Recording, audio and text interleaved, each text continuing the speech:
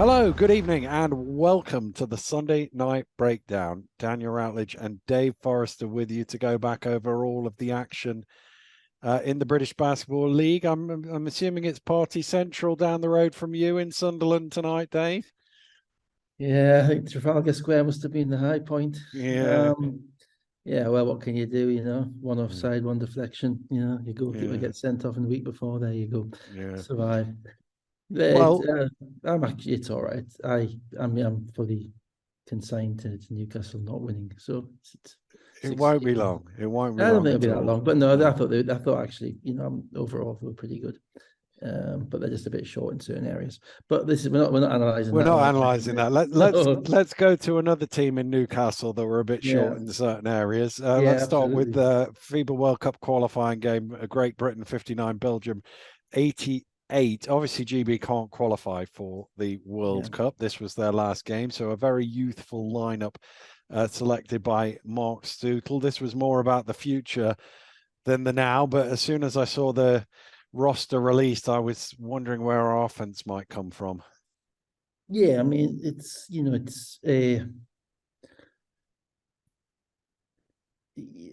that's obviously the way it's portrayed, and that's the way it has to be portrayed. And there is merit in taking that approach because people need to play at that level to understand what it takes at that level. Mm. Um, I do, and I do kind of wonder whether um, if the environment had been better in previous games and previous windows, we would have had the amount of senior players not there that we did. Mm. But I don't begrudge them it at No, all. no.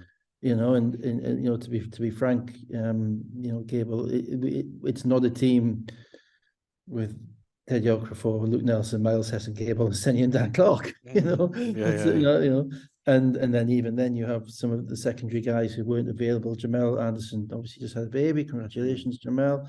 Um, Pat Whelan, who's come to the fore recently, he's injured. So we're and then you take into account the Ovi's injured, Miles Hessen, as I've said, and then you take into account the guys who kind of stopped playing, like Connor, and then you look at the guys that are in college. Mm. Like Cam Hildreth, who's been there, and Jibril Bello, and Toza, and Woman, and all those players who are actually further down the development chain than some of the guys we had to pick. But overall, I think it was a worthwhile experience. Mm. And as I say, they were in over their heads. There's no Yeah, question yeah, about yeah. that. I don't hold that again. You can't put four debutants in the team and then another guy, Quinn Ellis, who's only played one game. Mm. And I think probably three or four of them were starting, and Josh Sharma's played one game, Mm. so Aaron Menzies played one game, 2 games. So you really, and then you've only got a week to get them together to play. So as well as the talent, you're asking them to kind of combine and form combinations in relation to sets and stuff that they probably never ran individually, and then they probably never ran together as a group either. So I thought Belgium started slowly. Yeah.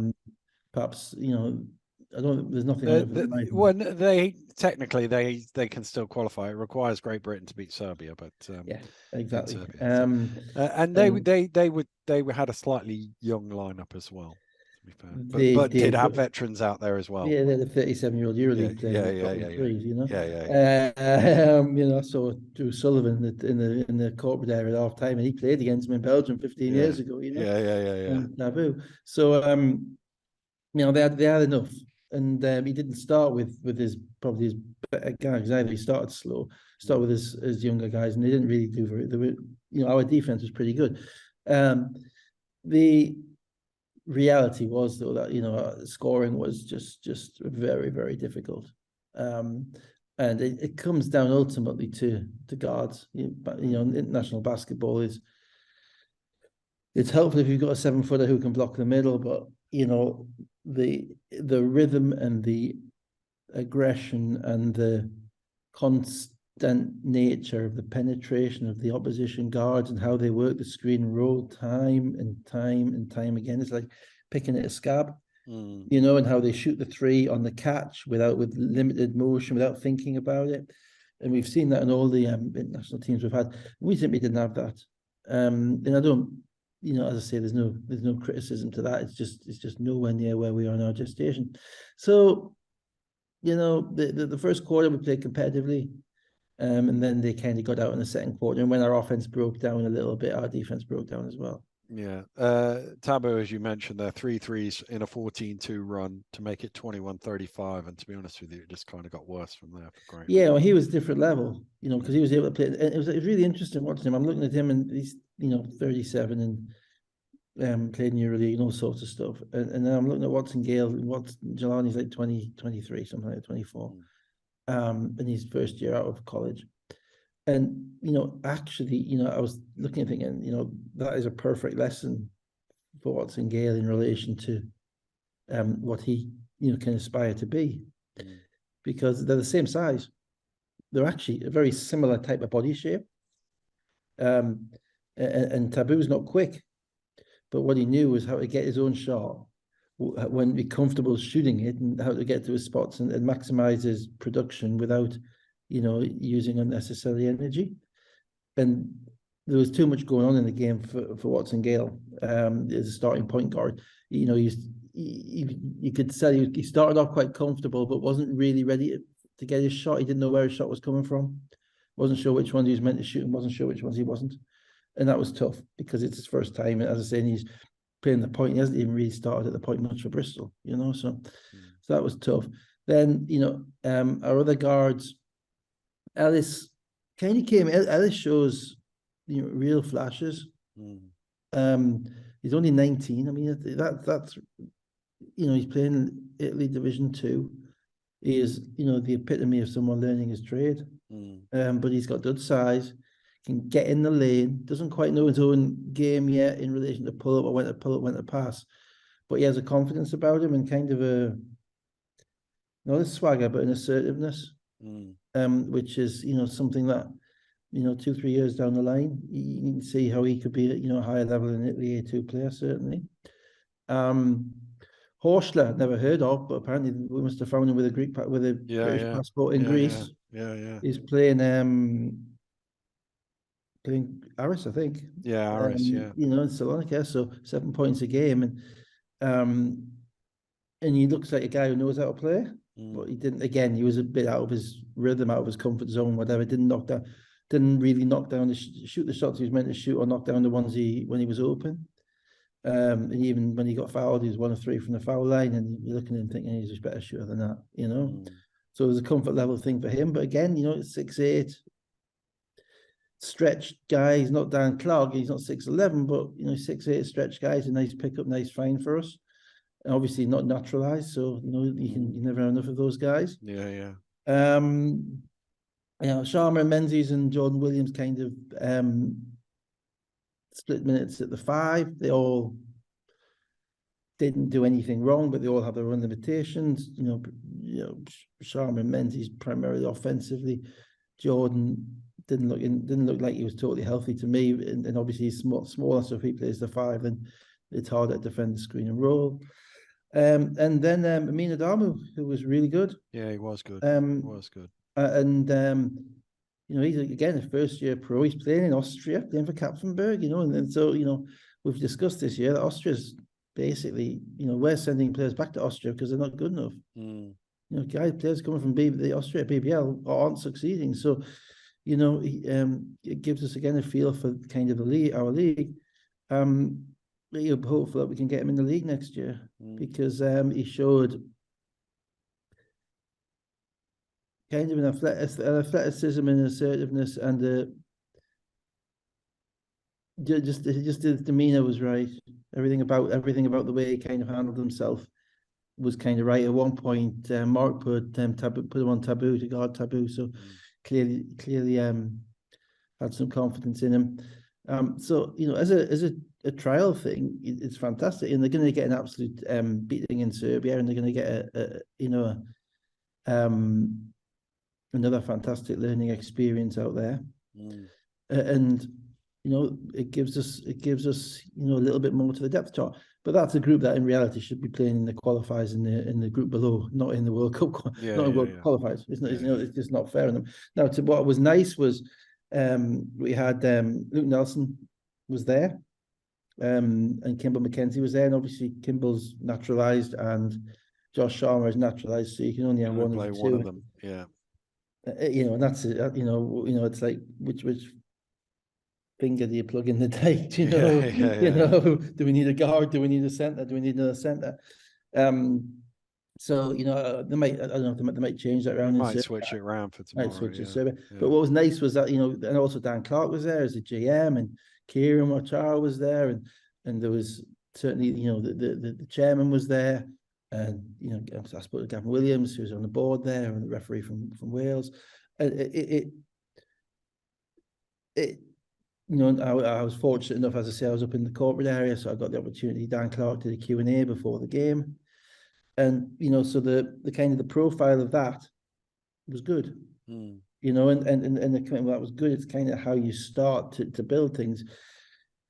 The reality is, I think if they'd sorted the coaching situation out before now, then there would probably have a slightly different team playing.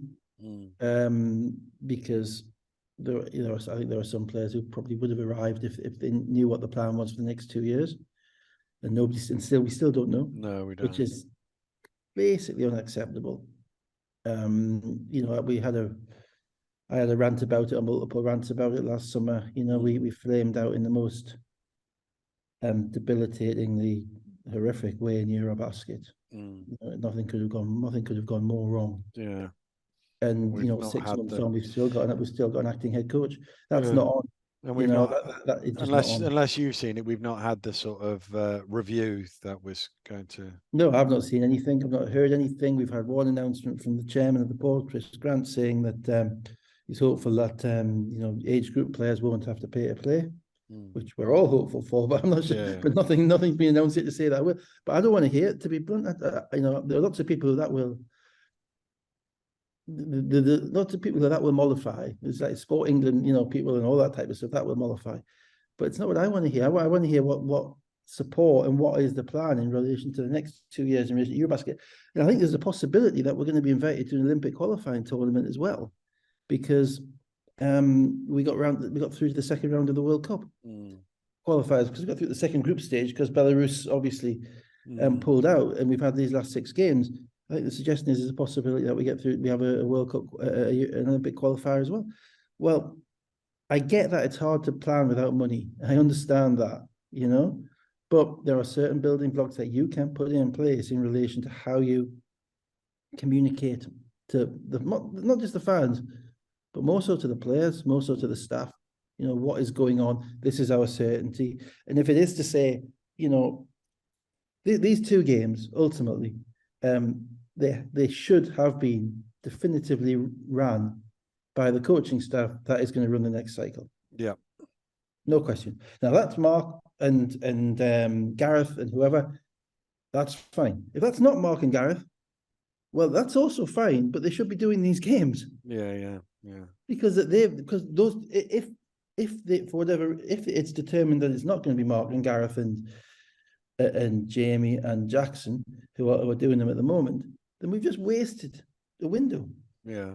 And that degree of of the lack of understanding as to the urgency of this stuff really frustrates me. And it's not urgent because we're going to win these games and qualify. It's urgent because of the message that it sends to the players.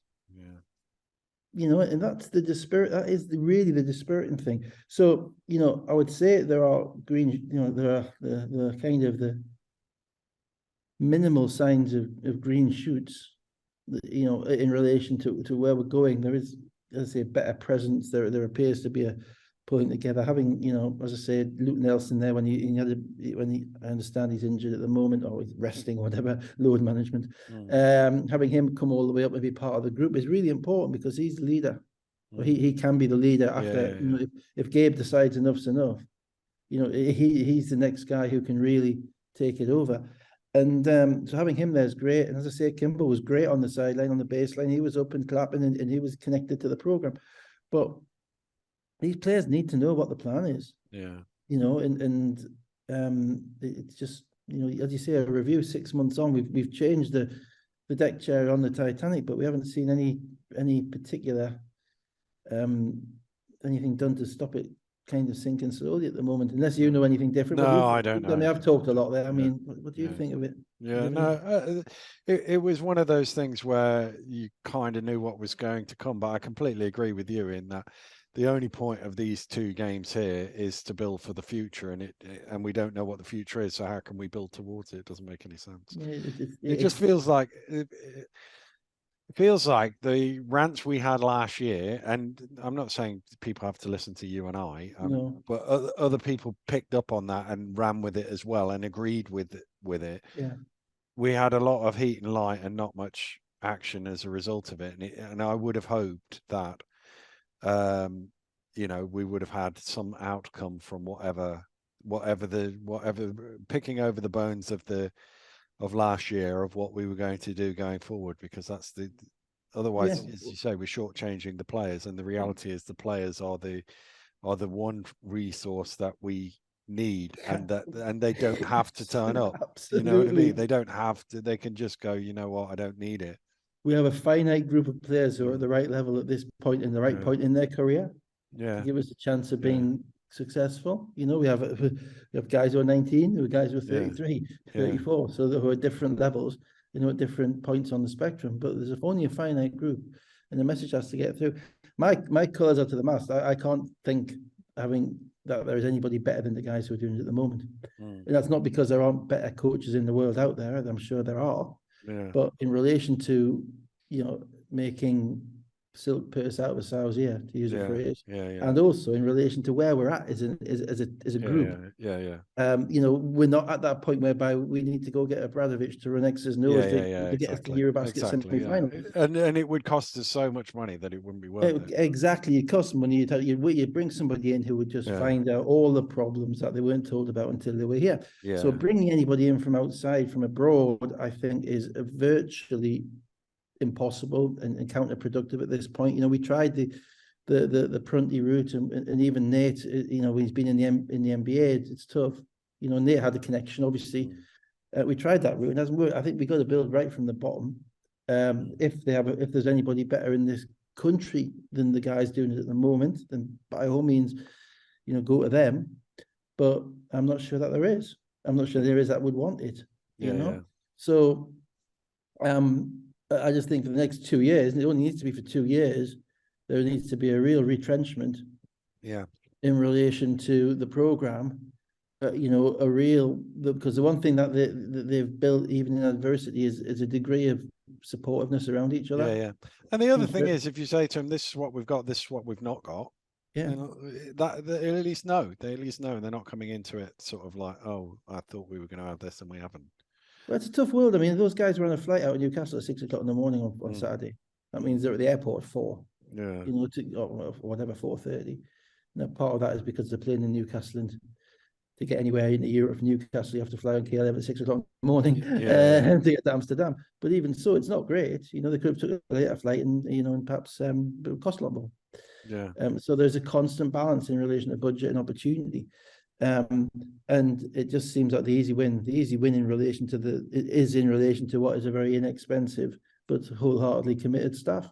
And if you've got those two things, and you've got a reasonable idea as to where we are as a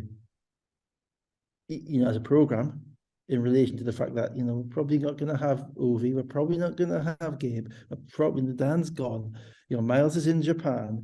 We're going to be working with younger players. We're going to be looking at some of the kids coming out of college, if we've got any summer games, and see if we can get Hildreth and those guys there. Then you're going to need a development. You're going to need someone who's willing to stand there and get punched on the chin and lose games like they did on Friday night. Because the game on Friday night was, it was a bit depressing. to Yeah, it watch. was. You Yeah, know, it the was. air went out of the building a little bit. We I couldn't obviously control the was ball. watching it back Saturday morning, and it took me at least half an hour to bring myself to log into courtside to watch it back because it Well, we was couldn't make a like, shot. yeah. Ultimately, I think we didn't make a three until the middle of the third Didn't quarter, and make they a made three about until the 13. fourth quarter. Shot less than 30% from field goal, less than shot 15% from three, and missed 10 free throws. Yeah, I mean, well, 10 free throws. I didn't realize we missed 10 free throws, to be honest. That's not great either. So yeah, I mean, and that's on a home court. And I know, but what did Belgium make? 13 or 14 threes, something like that? 15 of 29 from three. 15 to 29. Well, there's your game. Mm-hmm. But that game came because of the ball movement, because of the systems, because they weren't they knew which shots to shoot. Our guys really didn't kind of know what shots to. There were some good things. We were pressing. We were trying to take. We were trying to play defense. And get into them and use what little kind of plus side we have, which was our athleticism and our youth, in doing that. And I like the demeanor of the players. Even Jelani struggled, but he never let his head drop. He kept. He kept playing hard. I mean, the same, even Kyle Johnson came in, looked to make a couple of shots, looked to make plays. There was nobody hiding. Callum Lawson, made a couple of shots from the wing. They were all trying, but they were all just a little bit outmatched, And if you add a little bit of outmatchment at 5 different positions, that's a lot of outmatch. Yeah, it is. Yeah, yeah.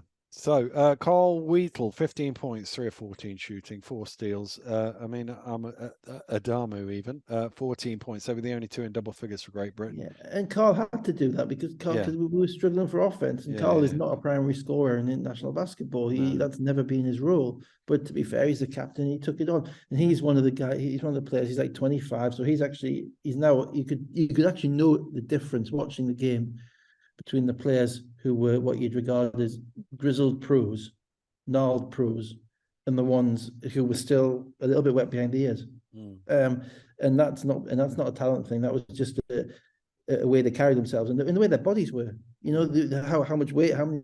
If you've been on the weights for 6 years as opposed to being on the weights for 1 year, you're going to be stronger.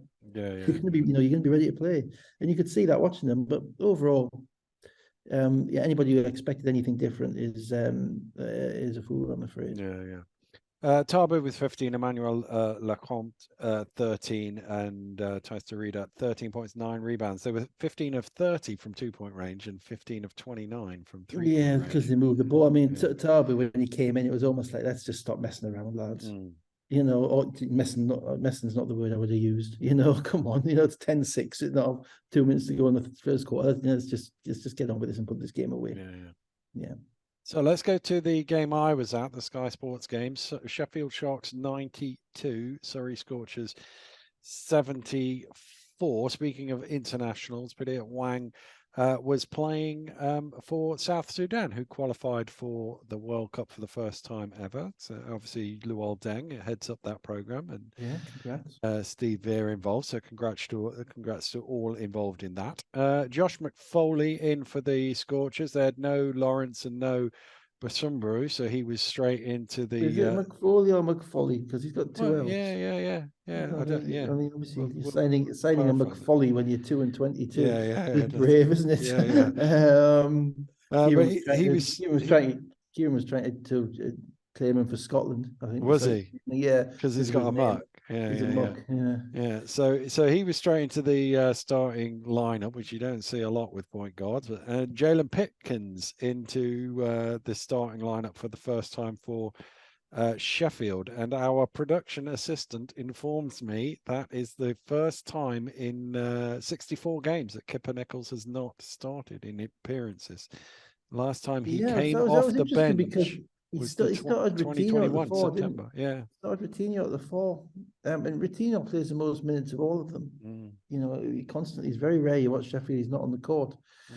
So because of the trust level, but it was interesting that the Thibaut was willing to kind of go that far. I mean, obviously he must have a fairly good relationship with Kipper.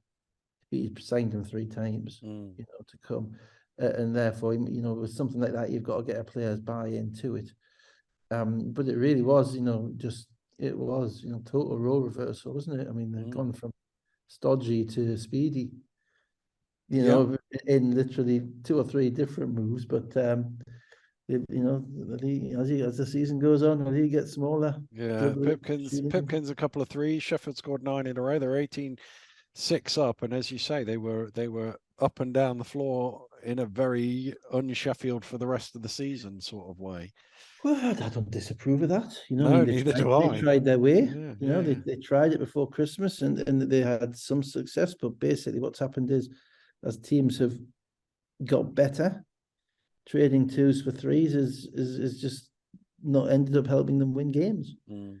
And if you like that, you can, if that's happening, then it's happening. You can be stubborn and you can dig your heels in and all those other cliches and saying, "Oh, we just got to do it better. We just got to do it better." Or you can say, "Actually, no, we're gonna have to change." And I think it's more fun to play the way they are at the moment. I think they're they made shots, but they made shots because they got spacing. They got spacing because they got basically 4 guys on the court who can take somebody off the dribble. Which means that instead of force feeding Coke or Delpeche, they can just throw it in there when they want to. Yeah. They can use it as a diversion or an alternative, as opposed to the staple diet. Mm. So Coke becomes the cherry on the icing on the cake, and the rest the rest of them. And if you're playing that many guards, they all want the ball, and looking at them, you'd probably say they're all good enough. Yeah. They're all certainly Nelson. Obviously, we've seen Nelson all season. The 2 new guys, Ramsey and Pipkins, have shown that they can knock down a shot, which is the most important thing. And Ramsey didn't play that much in this game. It looked when he left the court like he'd done a little groin injury as he went off. Which in December would have killed them, because they had nobody else. Which now they can deal with. But then they got Glasgow to knock shots down as well, and they can and keep back on the edge. So overall, it's a far more balanced group that they've got in relation to offensive basketball. And if you look around the league, that's what the league is at the moment. There aren't many dominant big players. You don't need more than one on court. How many times do you see? Maybe Surrey, because they're persisting. We're playing Ryan Martin at the 4, so maybe they throw it down there a little bit. More at the 4 spot as opposed to at the 5 spot. But apart from that, you're not worried about beating Surrey at the moment. It's everybody else. And everybody else has got players playing that spot who can step out, shoot it, and take people off the dribble. And to be blunt, if you can't take away 3-point shots from Mark Loving, from Zubcic, from William Lee, Justin Gordon, if you can't take those shots away, and there will be others, Taj Teague at Cheshire, the Glasgow guys, whoever's playing the 4 there, Bailey almost. If you can't get out and guard them and take a shot, you're stuffed. So Rutino can do that. And if a couple of times he gets back down and and somebody makes a layup over him, well, they've had to work hard for 2 points. As opposed to getting to the lane, getting in the lane, getting fouled because you got a big guy who can't handle defending them. So it's a right move. This game was dead because there's no way you can bring a point guard into your team in the beginning of February. Sorry, the end of February. Have him shoot. You haven't got many other players. Have him shoot 21 shots and expect to run anything kind of constructive or team oriented, because what it does is it throws off all this other stuff you've been doing. And Surrey's issue is that they've had lots of issues, but the major one is that they've struggled to put together 3 good plays in a row.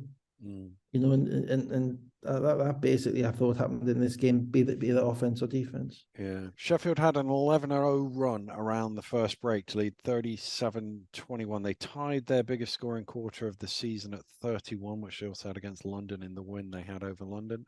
Most points and a half against the BBL team in the 50s. Another 9-0 run to get them there, and then from halftime, the second half was basically a nothing, really, wasn't it? It was.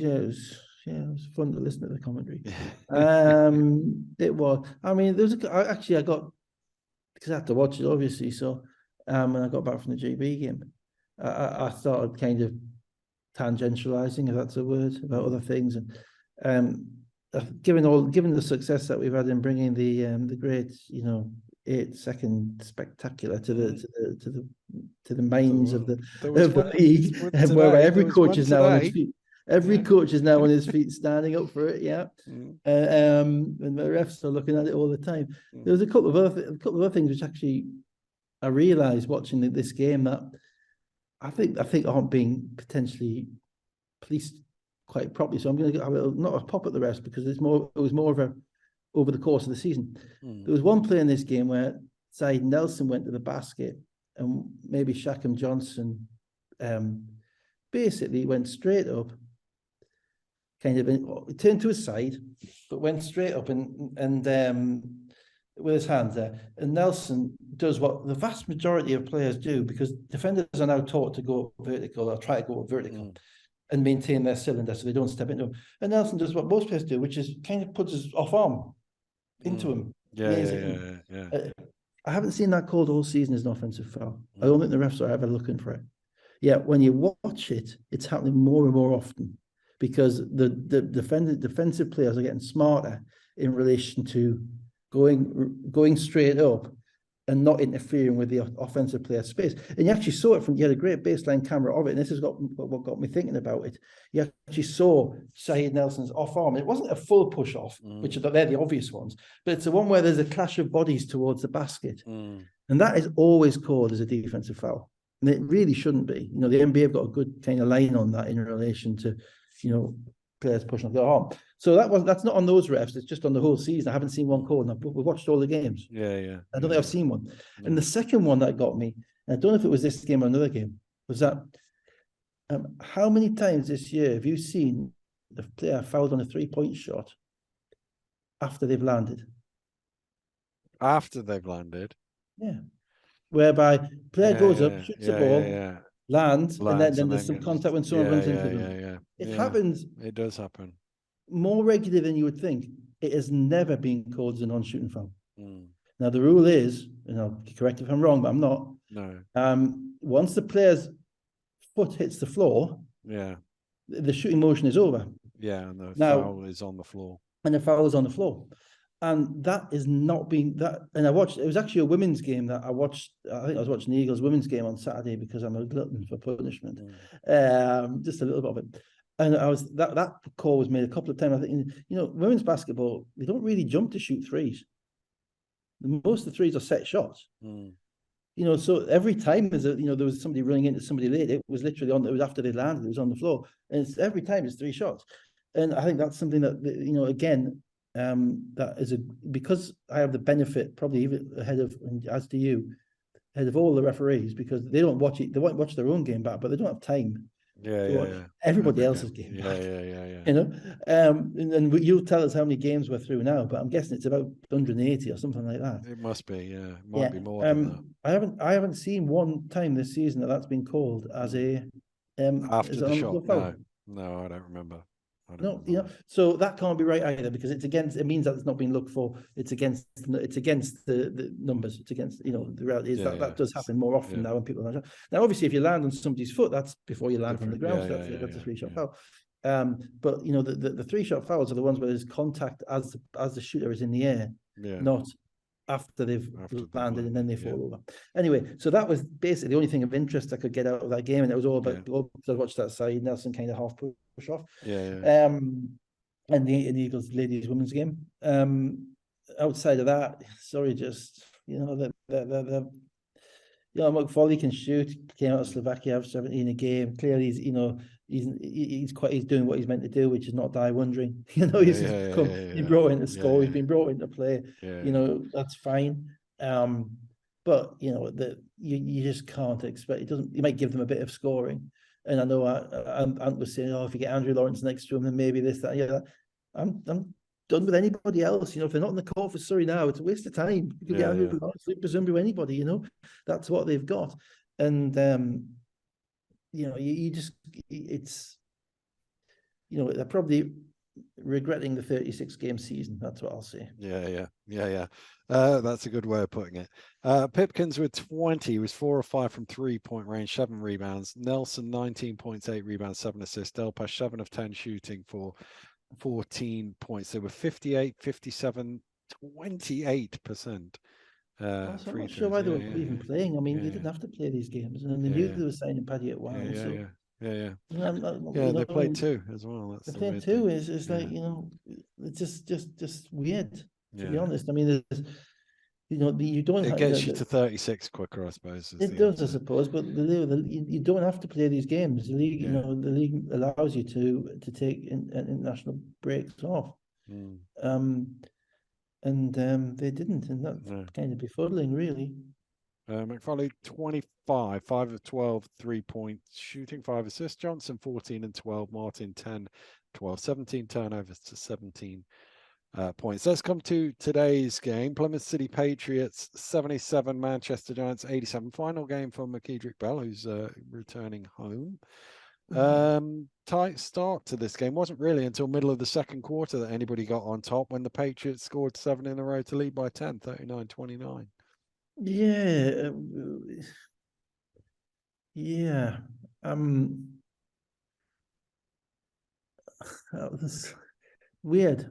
Not weird because anything weird particularly happened, but neither team really at any point, even when Plymouth went on that run, really kind of got away with what they were looking to do. You know what I mean? You know, Fletch really didn't get going in this game, offensively, and basically was a facilitator, and that meant that Manchester were shooting a lot of jump shots because that's William Lee and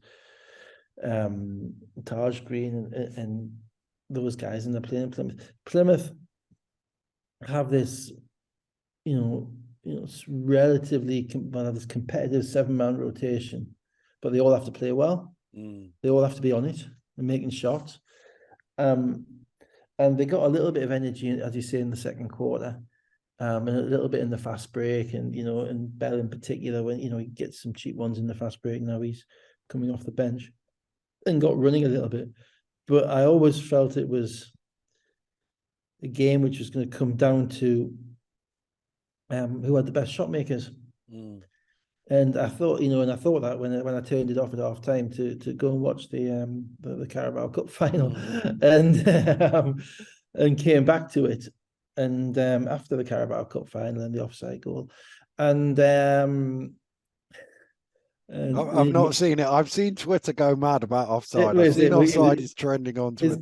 His toenail was offside. Dodgy Man U line drawing. We need to draw lines in basketball. That would really help things.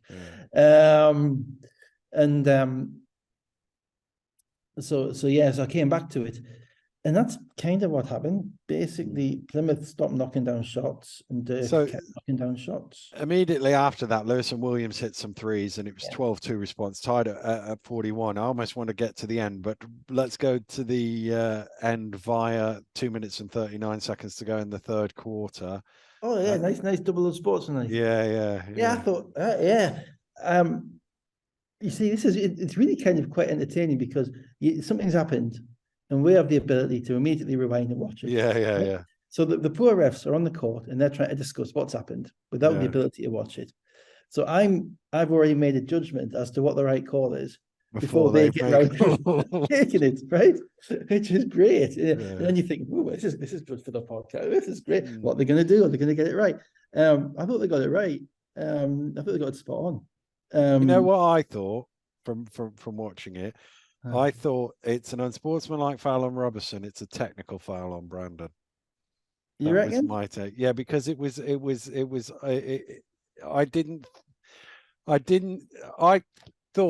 reaction. Contact. Yeah, I thought there was contact between Brandon and Robertson. Yeah. I thought it might not have been much in the way. I thought it was intimidatory contact as opposed to just it being in his face. You might be right. But my immediate thought was that, I mean, look, Brandon and Robertson are two of the primary provocateurs in the whole league. So it was no surprise. No. And it was kind of what was the surprise was that nothing happened immediately after that on the play when they were guarding each other from the end. The only thing that kind of I kind of played with in my mind, again, this is all before the refs have made the call. So this I've kind of done it. The only thing I played with in my mind was, Robertson hit him in the face. I think he hit him in the face with his hand. I think, he couldn't quite see, but he hit him in the face. It wasn't a blow which is going to cause any injury, but it was more kind of a little slap. Football match, that gets you sent off. Yeah. It does, because it's not the push, it's the slap. So it's compound conduct. I did think to myself, looking it back, is that a DQ? It's probably not. No, because there's not enough force. unless you think he's a recidivist, and there's nothing in the rules for that. Well, I also thought, what would be the point? He'd only get 4 points anyway. Bring him up to 9 just to make sure he's a good boy next time. So no, I'm going to give the rest some credit on that. They saw it in real time. But I'm rewinding it, watching it back. I called it the same as them. And as you say, certainly there was provocation from Brandon. If that was a degree of physicality, it's unsportsmanlike. If there's no physicality, then it's a technical. But the problem is that from a justice perspective, given the technical on one side, unsportsmanlike on the other side for reacting to the technical, they're not the same. The punishments are different. There's and I'm not a great fan of the reaction unless it's wholly disproportionate. The reaction being punished more severely than the initial provocation. So I can see, the rules of natural justice, which is what refs come down to at the end of the day. They're generally interested in not having one. After you've had a 5-minute flashpoint, the last thing you need is a coach in your ear berating you because your guy's been dealt with unfairly in comparison to the guy who started it all. So I don't have any particular issue with that. So that seemed to fire Plymouth up a little bit, certainly livened the crowd up, got Brandon going. They pushed out to a 61-56 lead. But then Lewis with 9 points in a 16-6 run by Manchester had it back to 75 even. And then I don't know, that's right. That's what I've written down. I don't think that's right. 75, 67. They put a 9-0 run on. That's right. And then Hassan with a couple of buckets in a row, 75-77 with 2 minutes to play, and it's game on. Time I thought Callum Jones was really excellent in this game. Fletch didn't play kind of the first 7 minutes of the fourth quarter, and that's normally been a moment whereby they kind of, you can't keep them off for 7 minutes because because you need them back on because things are going. But Callum Jones and legend Robertin were really good in this game, and obviously Robertin's by far the biggest guy in there against Plymouth, and Callum got a couple of steals. He moved the ball and kind of freed up Nick Lewis to be Nick Lewis. And Nick Lewis is we've talked about him before, he's a microwave player. He can fill in those minutes where your starters are a bit tired, but they're having to play because your bench isn't particularly deep. And Nick Lewis comes in and scores the ball when you need him to. And that's what he was able to do. And Plymouth started missing shots, started missing threes. And it was only when they got the ball back into Hassan, kind of refocused on that they kind of got close to it. And that got to the 2 minute break, but Manchester made some plays after that. Lee missed a shot, but Gadsden ended up out of bounds with 1:32 to go, and then Dirk Williams on the shot clock buzzer hits a 3, and it's a 5-point Manchester lead, 75-80. That killed me, that shot, because Isa Brandon's got to be better at Brandon's got to be better there, because you can't be 2 feet off Dirk Williams with 1 second on the shot clock. What's the worst that's going to happen if he dribbles past you? Nothing. It's a turnover. It's a turnover or a floater or some incredibly difficult. He hasn't got time to pass it. Some incredibly difficult 2-point shot. And we talk about offensive players needing to know the shot clock. Even more important for defenders. Even more important. You defend somebody differently if they've got 8 seconds to go at you to if they've got 1 second to go at you. The clock is another defender. You got basically. I had one in the game I was just doing where that literally happened. There was 1 second on the baseline and the defender just ran out, jumped up in the air, and the guy pump faked, shot clock violation. And that's a play. That's as good a play as making a jump shot or making a pass for a dunk or anything like that. It's as important to play. We always used to say that, you got 10 defenders on the court, you've got your 5, you've got the baseline, you've got the 2 sidelines, you've got the halfway line, and you got the clock. They're your 10 defenders. And you got to use, and you've got to be able to use and manipulate each and every one of them in order to get stops when you need them. And so that killed me. It looked like a great shot from Williams. It was a great shot from Williams. As a coach, I'm thinking, no, we can't give that up.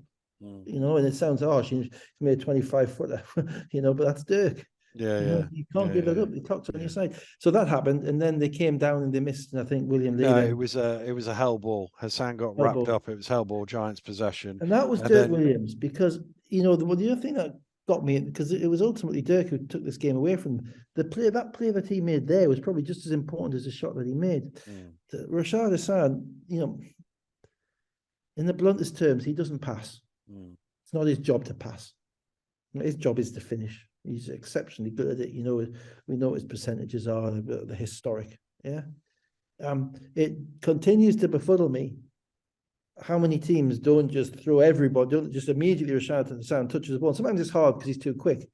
That everybody on that team doesn't immediately surround him, crowd him out, whatever.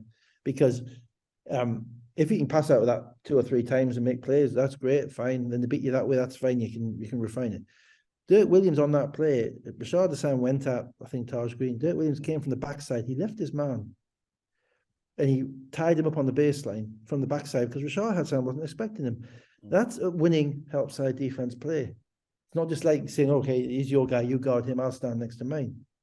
And on top of that, it gives him the arrow. And suddenly, what was a 2-point game with 2 minutes to go becomes an 8-point game with a minute to go, and the game is over. This Hawthorn gambled on trying to get a steal, which left Lee wide open at the top of the key for 3, and it's 8.7583 with 55 seconds to go, and that was basically. So that game has been decided in a minute, and it's 3 plays. You know, as I say, Dirk getting that shot with Brandon not pressurizing, Dirk coming back and doubling off his man to get the turnover, and then the Chiefs attempted to steal because they're down by 5, so the heads are like, what do we do? What do we do? Do we play D? Do we not play D? Chief attempted to steal, and you give a 40% 3-point shooter wide open look, and the dagger kills the game. Hassan with 19 points, 8 of 11 shooting. I've put down 19 rebounds. I think it's 10. Gadsden, I was in a rush at this point. Gadsden 15, Bell 12, Dusha 12 points and 11 assists. It was 10 because the guys in commentary talked about him getting a double-double just before the end of the game. Williams 23 points, Lewis 18, 7 of 10 shooting, and Robertson 12 points and 9 rebounds. I tell you, if you put up a stat, right, if the game's Manchester won and Nick Lewis's shooting percentage in that, against the games Manchester lost, massive correlation, shooting percentage in that. You know, that would be. I would suggest it would be probably more than 10% difference. I mean, I haven't researched it, I haven't looked at it. Absolutely, guess. I would agree with you as well. It's just watching when he does that. He's a difference maker.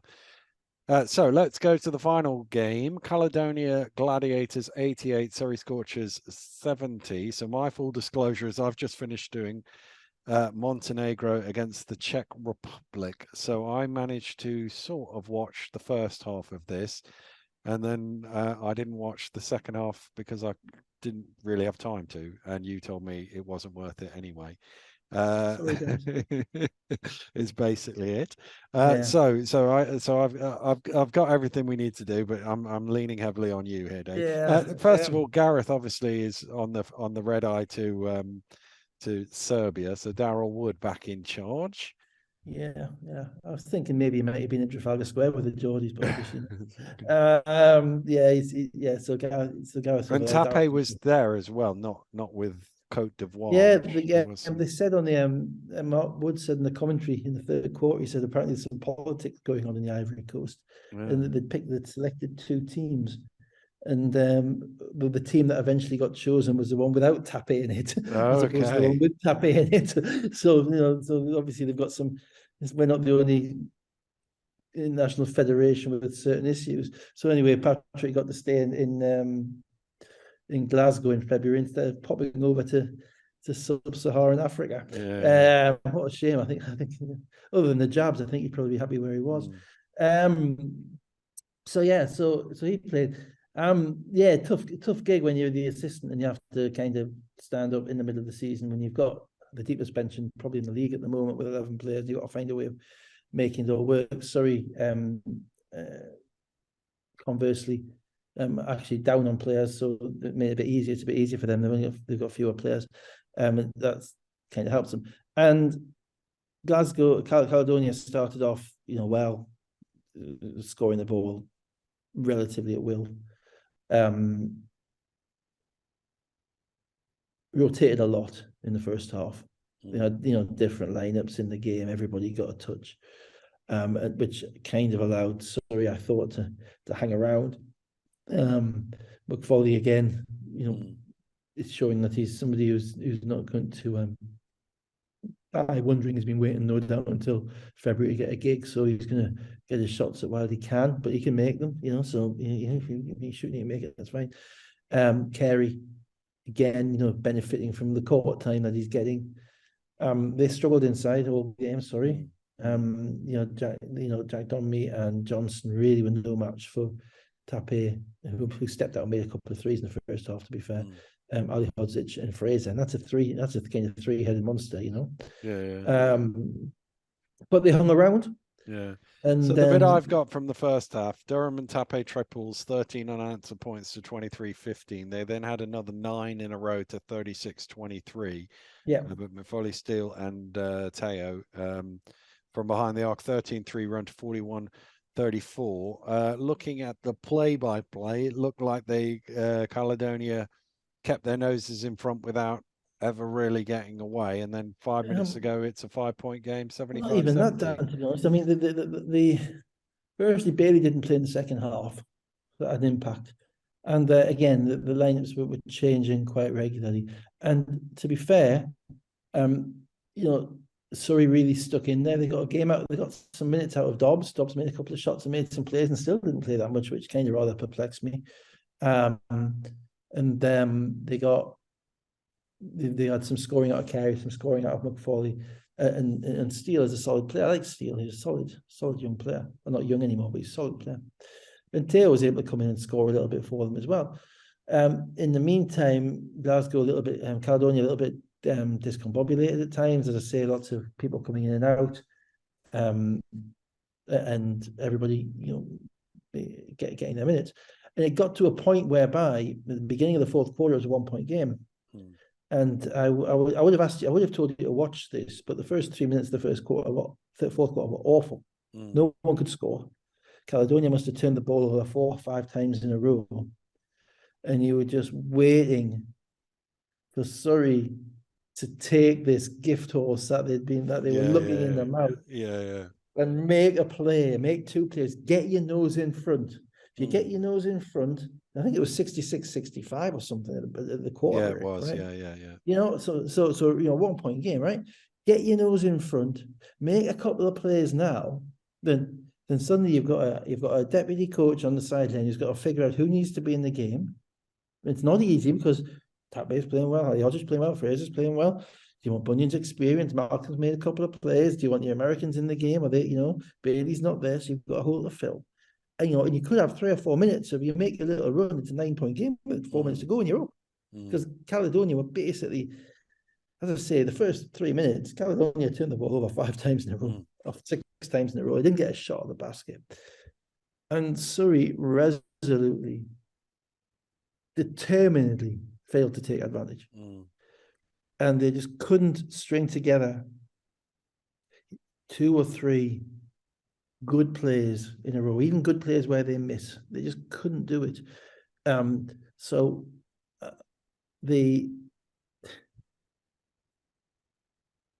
was one where McFoley drove in at the end of the shot clock and made a pass, but passed it too late. And it was a shot clock violation. It made the right play, but just 2 seconds out, which meant the next time he got the ball, he's clearly annoyed at having given up a shot. He shot a bad 3 from the wing, which gives him a long rebound. Their go-to guy appeared to be Ryan Martin, and Ryan Martin couldn't make a shot. So if you go through the play-by-play, there was 3 or 4 shots in the fourth quarter. He couldn't make it. He got semi-open threes. Then maybe Carey would go in and attack, but he'd be a little bit out of control. And they scored 5 points in the fourth quarter. Yeah. And this is from a team that was not having an issue with their offense for 3 quarters of this game. And it wasn't anything notable that Caledonia did. It was just like the balloon deflating. Every missed shot was kind of another puncture wound into their confidence of a team that just does not know how to win. And it wasn't the fact that how to win is a bit of a cliche. It was the fact that they had, 3.5 or 4 minutes of basketball with the opportunity each and every time to go in the lead. And they didn't get a good look. They didn't get to the foul line. And they end up rather meekly losing a game by 18, which they were in. Yeah. With 5 Caledonia minutes to scored go. the last 13 points of the game. Surrey didn't score in the last 5 Well, minutes. it wasn't an offensive extravaganza. And this is why I told you it wasn't worth No. watching, because Yeah. it wasn't offensive. It wasn't like they piled it on and they made shot after shot. It, they got to the foul line a bit, and it was just